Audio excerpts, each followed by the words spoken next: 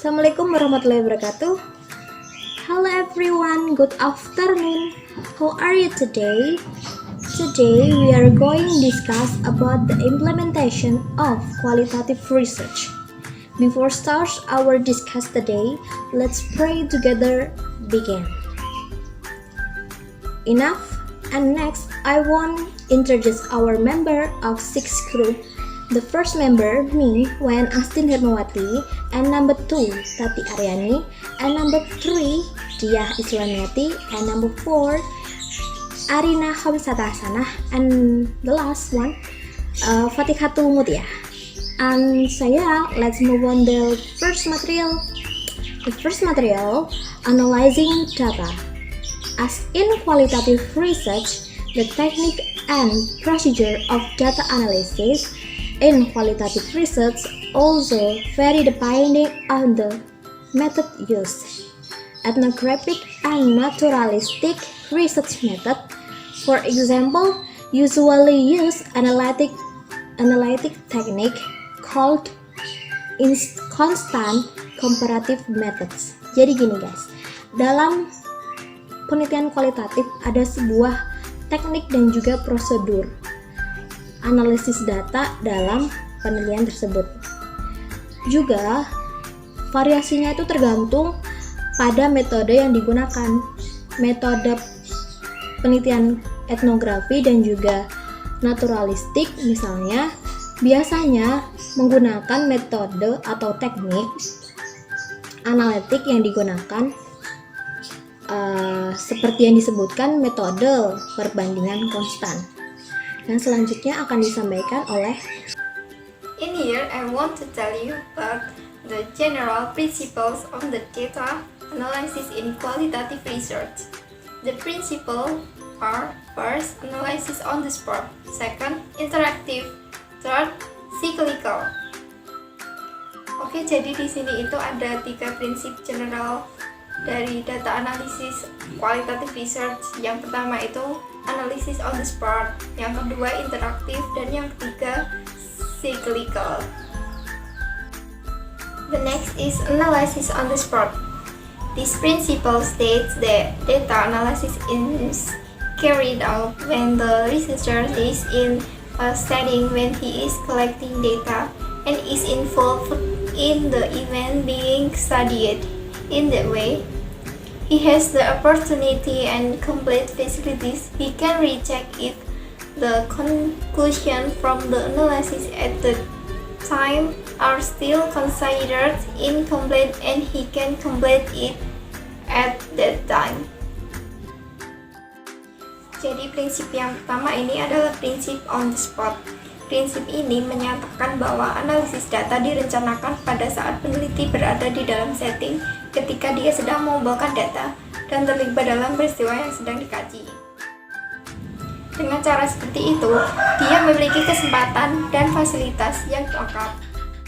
Dia dapat melakukan cek ulang bila simpulan dari analisis saat itu dirasa masih belum lengkap dan dapat melengkapinya pada saat itu pula. Salah besar bila seorang peneliti kualitatif melakukan analisis data setelah seluruh data terkumpul, sebagaimana yang telah dilakukan oleh peneliti kualitatif. Next, interactive.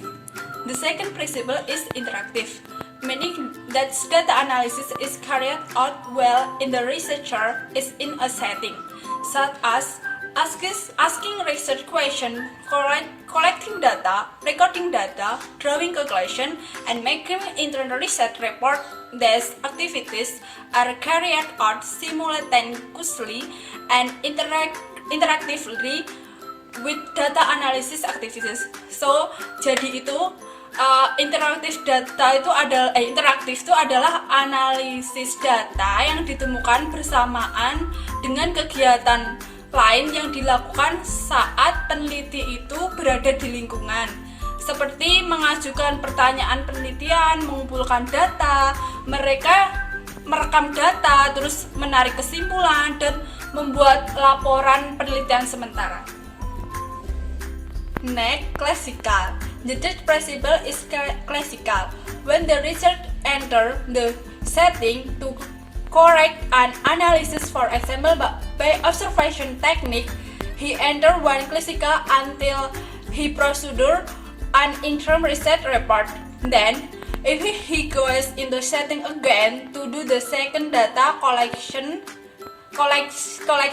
and analysis, for example, by interview technique, he enter classical 2 in the second classical. He denotes differ from zero, but are matched with the result of reset in the first classical. In the second classical, he can cleverly expand and deepen his studies. This was done internationally until several classical, until he found that all the problem study had been completely assured. Jadi itu maksudnya di sini adalah siklus pertama itu peneliti mengumpulkan data dan menganalisis, misalnya itu dengan teknik observasi, kemudian itu menghasilkan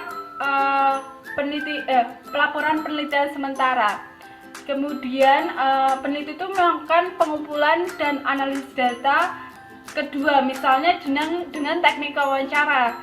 Pada siklus kedua, peneliti itu hasil penelitian pertama itu jadi kayak diterusin gitu loh, dilanjutin gitu.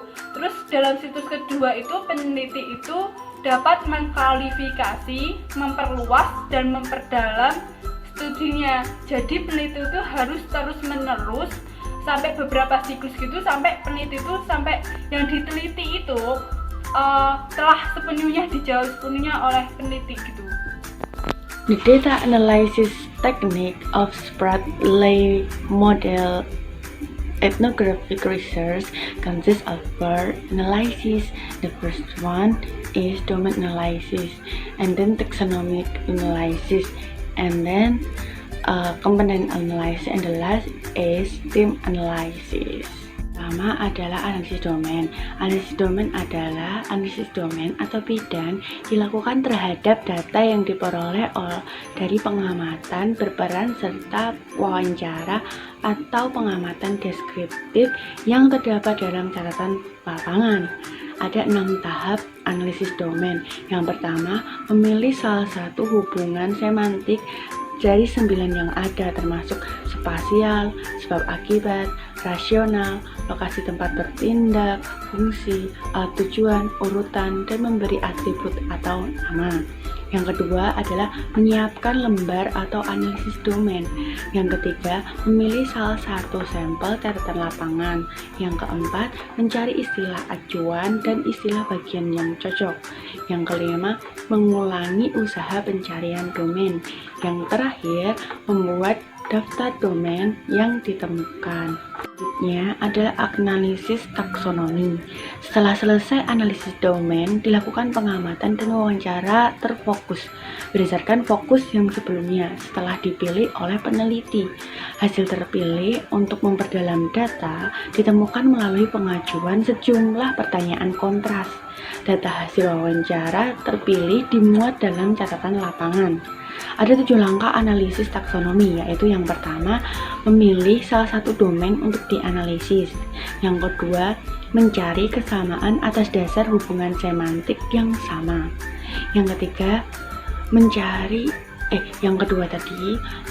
kesamaan atas dasar hubungan semantik yang sama digunakan untuk domain itu. Terus yang ketiga adalah mencari tambahan istilah bagian. Yang keempat, mencari domain yang lebih besar dan lebih inklusif. Yang kelima, membentuk taksonomi sementara.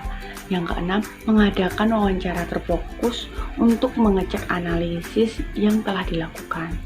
Dan yang terakhir, membangun taksonomi secara lengkap. Dan analisis komponen. Setelah analisis taksonomi, dilakukan wawancara terpilih untuk memperdalam data yang telah ditemukan melalui pengajuan sejumlah pertanyaan kontras. Data hasil wawancara terpilih dimuat dalam catatan lapangan. 8 langkah analisis dokumen adalah: yang pertama, memilih domain yang akan dianalisis. Yang kedua, mengidentifikasi seluruh kontras atau perbedaan yang telah ditemukan. Kemudian yang ketiga, menyiapkan lembar paradigma. Yang keempat, mengidentifikasi dimensi kontras yang memiliki dua nilai. Yang kelima, menggabungkan dimensi kontras yang berkaitan erat menjadi satu. Kemudian yang keenam, menyiapkan pertanyaan kontras untuk ciri yang tidak ada. Kemudian yang nomor 7, mengadakan pengamatan terpilih untuk melengkapi data. Yang terakhir, menyiapkan paradigma atau pola pikir yang lengkap. Yang terakhir adalah analisis tema. Analisis tema merupakan seperangkat prosedur untuk memahami secara holistik pemandangan yang sedang diteliti, sebab setiap kebudayaan terintegrasi dalam beberapa jenis pola yang lebih luas. Dalam penelitian ini, untuk menemukan tema universal dipilih 1 dari 6 topik. 6 topik itu ialah yang pertama, konflik sosial. Yang kedua, kontradiksi budaya. Yang ketiga, teknik kontrol sosial. Yang keempat, hubungan sosial pribadi. Yang kelima, memperoleh dan menjaga status. Dan yang terakhir, memecahkan masalah. Nah, selanjutnya yaitu tentang data validitas atau keabsahan data. Penelitian kualitatif sangat membutuhkan teknik triangulation atau teknik memadukan sejumlah data, metode, teori, dan disiplin keilmuan dalam sebuah penelitian. Nah, jadi di sini penjelasan tentang triangulation itu ada 5 macam. Yang pertama yaitu data triangulation atau triangulasi, yaitu menggunakan beragam sumber data dalam sebuah penelitian. Jadi dalam menganalisis sebuah data itu dapat digunakan data dari beberapa sumber data untuk membuat analisis yang sangat lengkap. Yang kedua yaitu investigator triangulation, yaitu melibatkan sejumlah peneliti atau tim evaluasi dalam sebuah penelitian. Nah, untuk dalam menganalisis data itu juga bisa digunakan investigator triangulation, yaitu mengajak beberapa researcher untuk menganalisis data yang akan kita teliti. Yang ketiga yaitu teori triangulation, yaitu menggunakan beragam perspektif teoritik untuk menginterpretasikan data penelitian. Jadi teori triangulation itu mencari beberapa teori yang berbeda atau sumber teori yang berbeda yang dapat digunakan untuk memperkuat dasar dari penelitian kita atau penelitian dari seorang researcher. Yang keempat yaitu methodological triangulation, yaitu memanfaatkan sejumlah metode untuk menelaah sebuah problem penelitian. Nah, dalam methodological triangulation ini seorang peneliti dapat menggunakan berbagai metode untuk menganalisis data yang telah dikumpulkan. Jadi masing-masing metode itu mempunyai kekurangan. Nah, dengan menggunakan beberapa metode itu akan dapat saling melengkapi demi data yang sesuai dengan peneliti harapkan. Yang terakhir yaitu interdisciplinary triangulation, yaitu memadukan beragam disiplin keilmuan untuk meminimalkan dominasi keilmuan tertentu. Nah, dalam triangulation yang terakhir ini atau interdisciplinary triangulation ini, seorang peneliti dapat memadukan berbagai disiplin ilmu untuk menyeimbangkan datanya agar tidak ada satu disiplin ilmu saja yang dominan dalam analisis datanya tersebut. And the last one is conclusion. In qualitative research, there are 3 principles of analyzing data. These are analysis on the spot, interactive, and cyclical. The researcher can use any principle to conduct the research based on the current needs and situation. For each principle, it has several benefits depend on the researcher purposes. Meanwhile, the data analysis technique of the Spratly model ethnographic research consists of 4 steps of analysis, namely domain analysis, taxonomic analysis, component analysis, and theme analysis. For the validity data, qualitative research really requires triangulation techniques, which combines a number of the data, method, theories, and scientific disciplines in a study. There are at least 5 basic types of triangulation. These are data, researchers, theories, method, and sciences.